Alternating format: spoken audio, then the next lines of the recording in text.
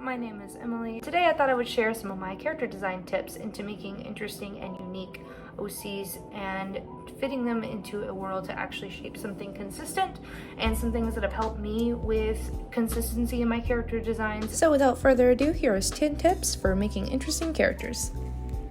So I'm starting off with something a little weird. You're just gonna have to hear me out. This is shapes. Essentially, kind of like a theory on certain shapes are associated with certain character traits or personality traits, right? Think of characters with harsh lines like Bill Cipher, he is literally a triangle, stuff like that.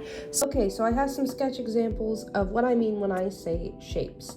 We've got, for example, Circle. She's got very soft, very round features here, round ears, round face. Her hair kind of softens her figure a little bit.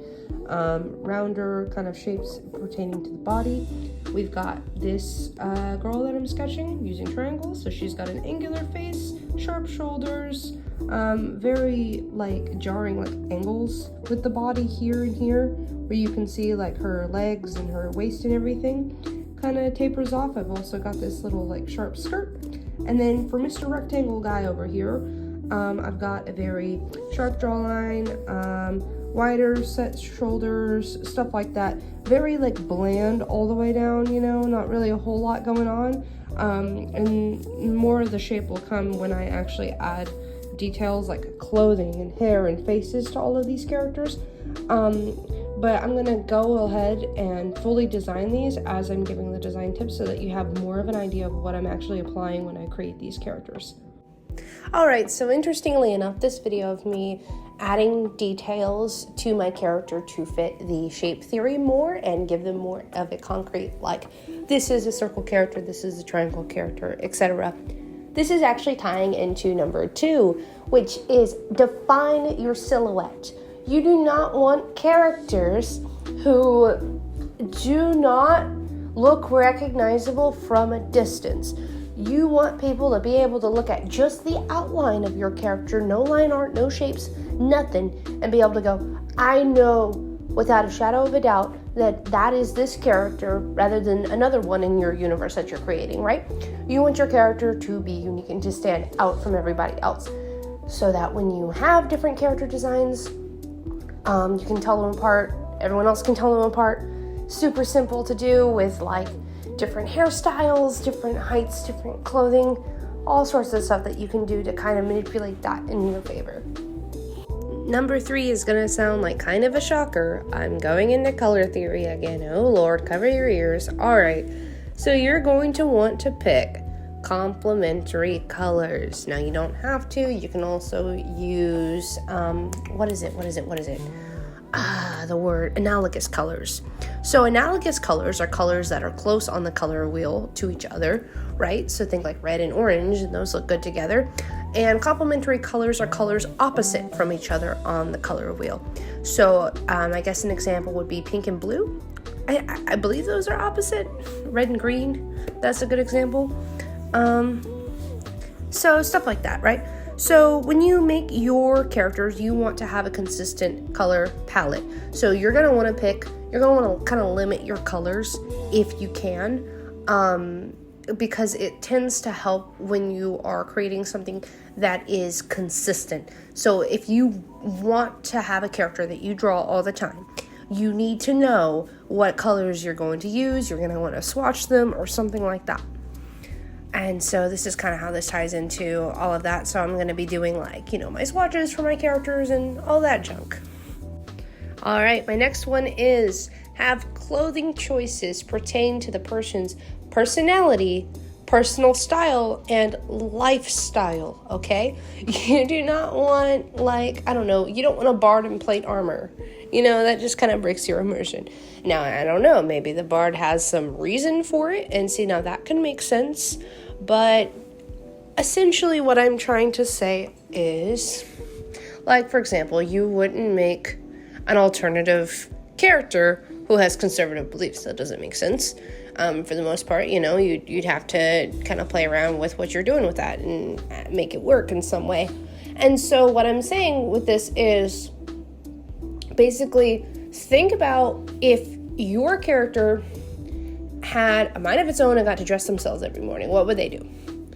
And apply that consistently, especially through their lifestyle. So think like, do they have a job? Do they, do they go on adventures? What do they fight? What's their fighting style? Things like that can kind of help flesh out your world more. And then also, like, in comparison to your other characters, what are the differences and how they would each individually decide to dress and style themselves? A good example of this is one such character that I created when I was around 12, and I've been drawing these two characters actually since then. And the difference between these two is, so Liam, he's a blonde-haired dude. He wears baggy hoodies, clothes that kind of cover his body. He doesn't like existing or having a corporeal form.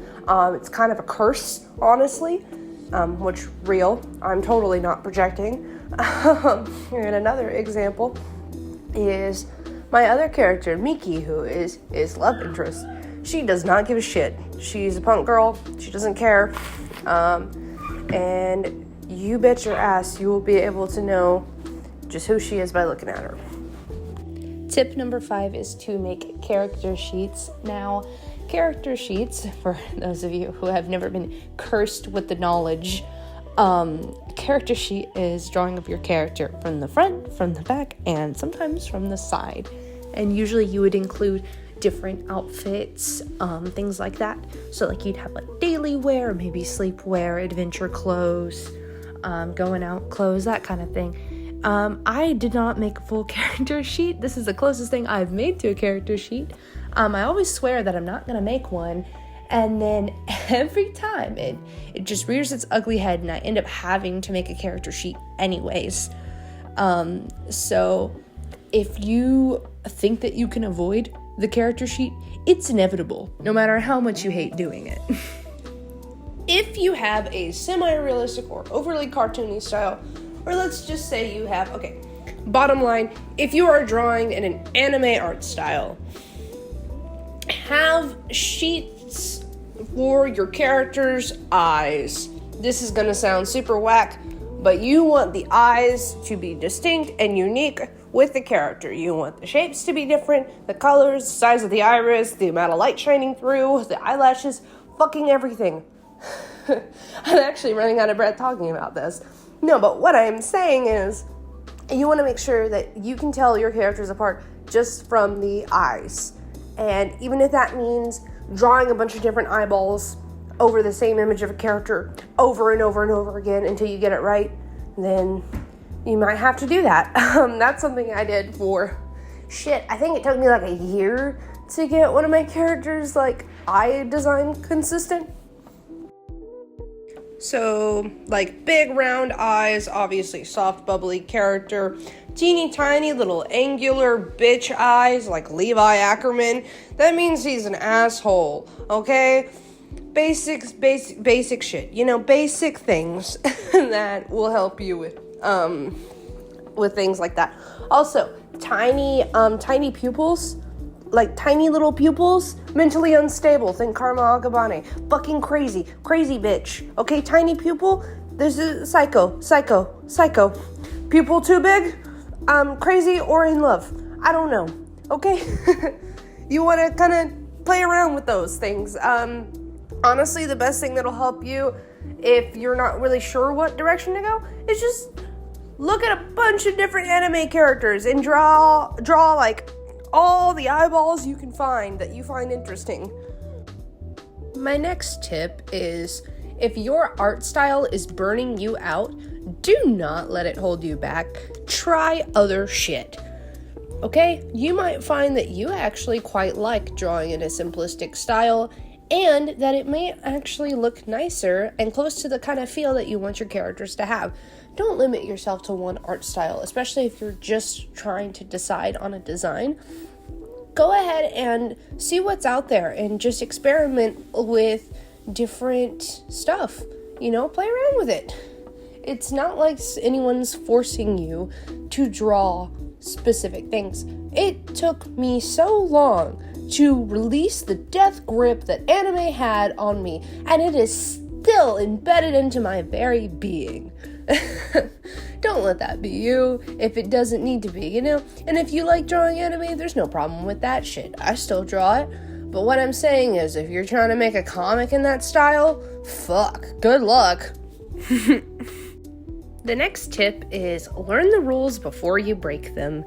You do not want to hide behind an art style for your entire life, not actually trying anything similar to, real life. Now, I will say that I actually don't have a problem with using mainly anime styles to learn for your basis of anatomy, because anime characters tend to be a lot pretty detailed. I would just say practice drawing like real life faces a bit more, which is kind of what I did to get to the point that I am, but I'm kind of comfortable not drawing full realism all the time.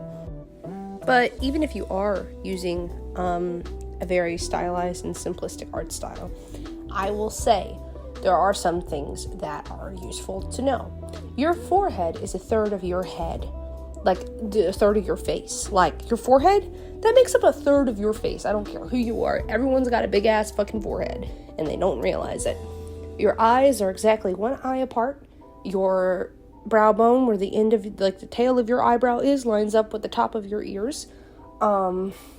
Stuff like that. The bottom of the lip is actually going to be a brighter color than the top of the lip when you're drawing realism. A person is about 5 to 6 heads tall. Kind of weird, but that helps a lot too. That's more of an anime tip, but it helps translate over to real life pretty well as well. Like a very tall person would be 6 heads. Stuff like that, easy little tips. Your forearms and your upper arms are roughly about the same length if you exclude your hands. Okay? Little details. I'm trying to think of anything that I could say that are pretty good examples. Stuff like your shoulders and your hips. For women, those generally align. And for men, their hips are usually smaller than their shoulders. So there's that. Just little anatomy tips that can kind of help give you more of a feel for what exactly you're portraying. So this example or tip is very obvious. Number 9 is make sure that it is obvious that your characters are in the same world if they are, alrighty? So that just means having consistency in the way that you draw bodies and faces, and making sure that you're not differing too much, and you can obviously have variety in your styles when it comes to that sort of thing, obviously.